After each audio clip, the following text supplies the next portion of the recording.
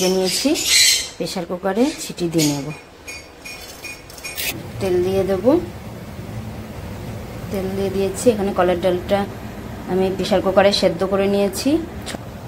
মৌরি, শুকনো লঙ্কা, তেজপাতা, এটা আমি তেলের উপরে ফোড়ন দেবো। আগে শুকনো লঙ্কাটা দিয়ে দেবো, মৌরিটা দিয়ে দেবো।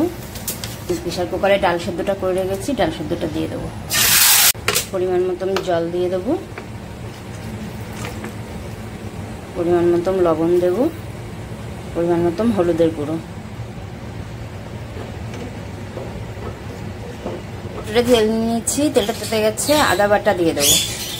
দিয়েছি, আদাটা ভালো করে একটু ভেজে নেব। তেলের উপরে কাঁচা লঙ্কা দিয়ে দিচ্ছি। আদাটা ভাজা হয়ে গেছে, জিরের গুঁড়ো দিয়ে দেবো। ফোড়ন দিয়ে ডালটা ঢেলে দেবো। ভালো করে নাড়াচাড়া দিয়ে নেবো, ফুটে গেলে নামিয়ে দেবো।